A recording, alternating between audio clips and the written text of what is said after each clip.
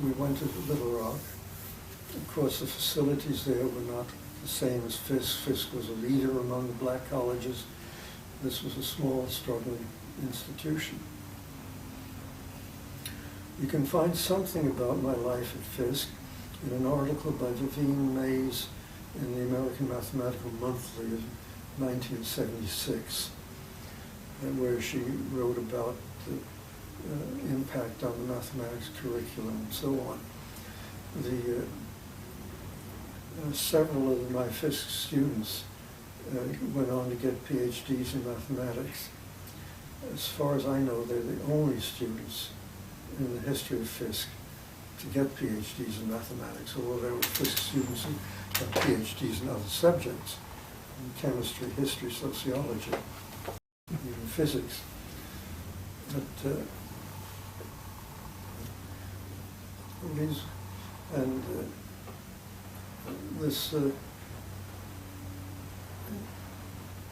these were an interesting group of students, and this was a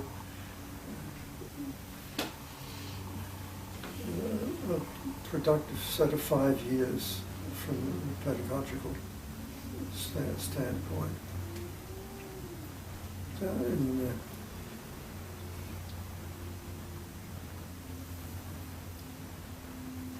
Yes, oh yes.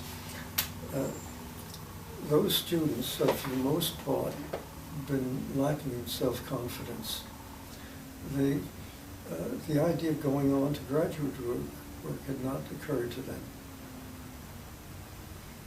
And in those days, you had to be very careful.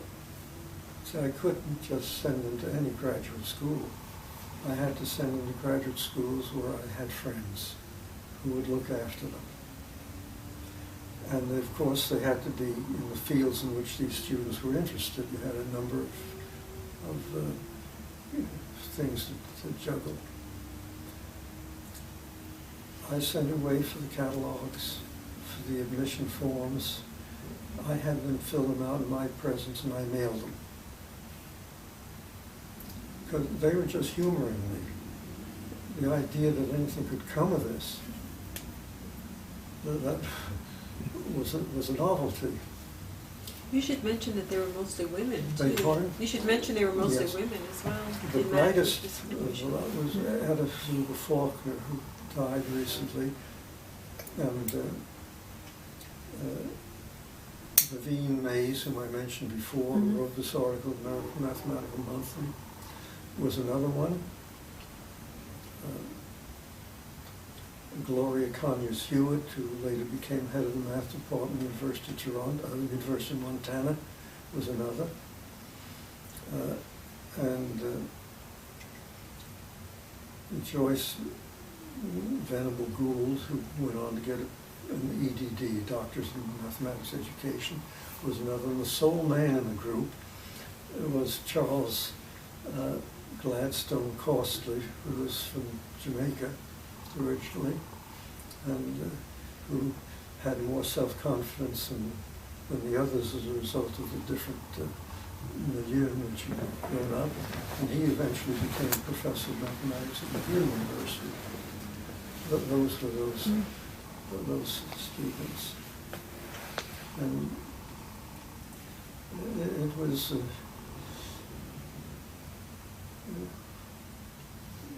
it was a good time in that sense, and many students went on to get master's degrees in mathematics from there.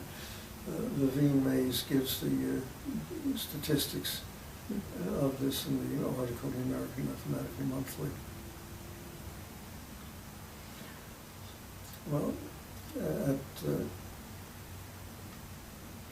while we were at Fisk, the Math Association held a Southeast Regional meeting at Vanderbilt University, also in Nashville. And I wanted to go to that with my colleagues. And there was another black college in town, Tennessee State University, which is owned and operated by the state of Tennessee. I went to see the head of their math department. Of course, they had a completely black faculty in keeping with the segregated pattern they were intended to support. And I told them that we were going to go to the meeting. My other colleagues at Fisk in mathematics were also black at that time. There was one white added later. But the head of the math department, Tennessee State, who was also vice president of Tennessee State, said, "Good." He said, "I hope you're going. It's a great thing you're doing, but none of us are going." I said, "Why not?" He said, "Look, you know as well as I do. We can go. We'll get in. And they might even be polite to us. But that night, somebody is going to make a phone call to somebody else. And the next day, we'll be out of jobs." And this was the atmosphere in black institutions at that time. Well, we went to the scientific sessions, and the head of the section told me that was the first time that any black had ever attended a meeting in that section in many different places. He didn't mind, he wasn't, but there was a banquet connected with it, and they refused to let us have tickets for the banquet. The national president of the association was there to be the banquet speaker, and he was a professor at the University of Chicago. Evelyn Boyd, the second black woman to get a PhD in mathematics, was at Fisk with a young woman. She'd gotten a PhD in 49, and this was 51. She and I went together to see McLean's MAA president, and he was very dismissive. And it was very interesting because you saw, how racism operates even in people who think they're not racist. We told him that since he was president of the association, he had no business addressing a meeting from which some members of the association were excluded. And that would be the case of the banquet. Can't do that. Well, when you speak, could you at least mention that in the future, all members, regardless of race, will come to all functions of the association? He said, "No," he said, "I can't come down here and put my foot in their faces." I said, "What?" I said, "Saunders, you've got the feet and the faces interchanged. It's their foot in our faces."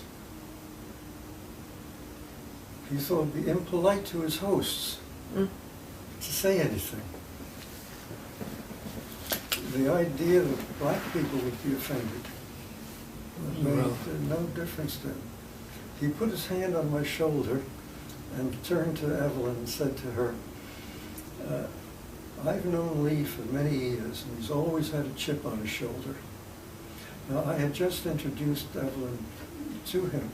Evelyn, a beautiful woman in appearance as well as in character, looked up at him and said, "Mr. McLean, how long have you known me?" Well, I just introduced him. He just flushed. And some of this, the essence of it, is in a letter I published with my colleagues in Science, August 10th, 1951. You can bring it up on, I have the email now. So that was this initiation of a campaign to get bylaws adopted by the mathematical organizations to run the meetings on a non-segregated basis, because we use that as the example from which to, as a jumping board, springboard. While I was at Little Rock, there was a conference of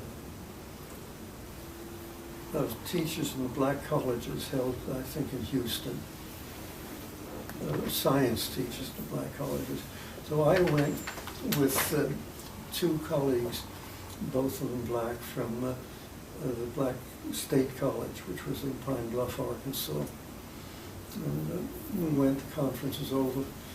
Now, when you made an automobile trip, as we were in the South, it was a military operation. Things that you ordinarily wouldn't think of if you weren't there. Where can you buy gas? Where can you use the facilities? Where can you eat? You have to map it out. And of course we've done that. But on the way back, we got an early start and decided to make a run for Little Rock instead of stopping off at a place we thought we could have supper. Of course, we weren't long past this place where we all convinced each other we were starving to death and we wanted to find a place. We came to Texarkana, which is on the border, and I remembered that one of the members of the state board of the Arkansas State Board of the NAACP was a local black undertaker. So we stopped at his place, and I asked him, where can we eat in this town? He said, are you crazy? There's no place in this town that you can eat except right here. So we said, fine, feed us. So he ushered us into his parlor, which was his home also was his funeral parlor. And out of concern for our delicacy, the two corpses there were rolled out into another room so we could eat without having to be witness to these two corpses in open coffins. Well, it sounds funny, but it's a vignette of a life in that area and in that time. So this was one memory from Philander Smith. Then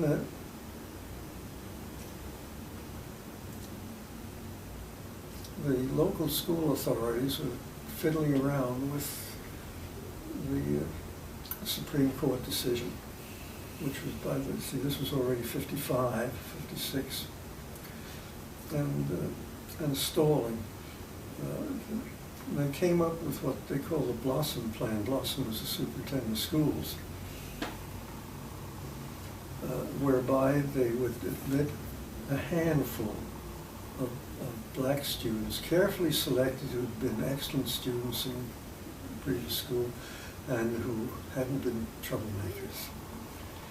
And they were going to go to the Horace Central. Hmm? They were going to go to Central High School? What? They were going to Central. Little Rock Central High School, name it. And so comes,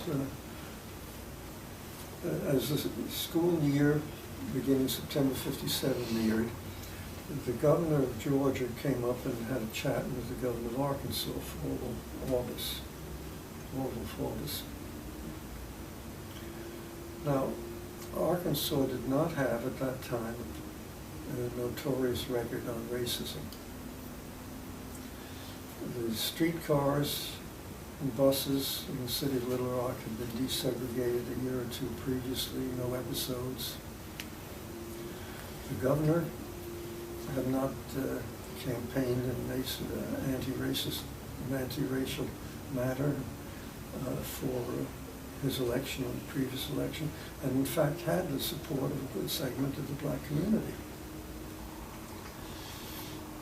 Well, that could not have been said of any other Southern governor.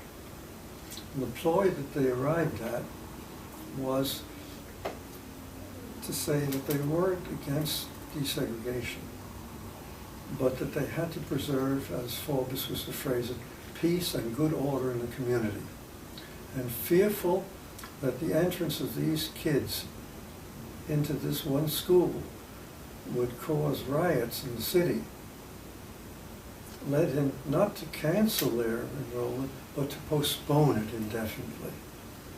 not because he objected to it being there, but in order to preserve peace and good order in the community. Now, they hoped, I suppose, that this guy with not such a bad record could be believed by the courts. If Griffin had tried it himself in Georgia, the judge would have died laughing. So this is what they tried. And the night before the school was to open, the school superintendent had instructed these kids to be inconspicuous, as if that were possible, not to go to school in a group, but individually. Then the night before, I got a tip that the governor was going to call out the Arkansas National Guard. So I traipsed across the street to see Daisy Bates and tell her, and I said, it's impossible. These kids can't go alone to school in the face of that. So we arrived at the solution to gather an interracial group of ministers to accompany the kids. And Daisy started phoning the kids and telling them, disregard what Blossom told you, come to my house, her house, in the morning, and we'll all go over together. One of these kids didn't have a telephone, and in the excitement of the time, that was Elizabeth Eckford, she was missed. So these 8 kids, with the ministers, with Daisy, myself, with other people, were at one corner of the school. Elizabeth Eckford, ignorant of this change, had taken the bus as instructed and was at the other corner. And she thought that the guard was there to protect her. She started to go up, but they closed ranks again, so she went and sat in the bus. Meanwhile, Grace had taken Alice to school, and it was a different school, junior high school. This was a senior high school, Central High was. She didn't take me to school. She didn't? No. I'd gone to school and she'd gone to Central High. Yeah. Well, anyway, for some reason, she was not in the group. Grace decided to see how things were developing at the school. She got off and saw Elizabeth at the bench and this mob around there, the reporters, and came to her aid. And she really said the one thing to the members of the mob there that in a way set them back. She didn't abuse them. She didn't say you're a bunch of racists. She said, this is a child you're picking on. What will you think of yourselves tomorrow if something happens to a child? And that this appeal to her, to their remnants of humanity, so in a way startled them, and they became sort of immobile. And Grace wanted to take her home. Grace then went across the street. There was a drugstore to call a taxi. The druggist locked the door in her face.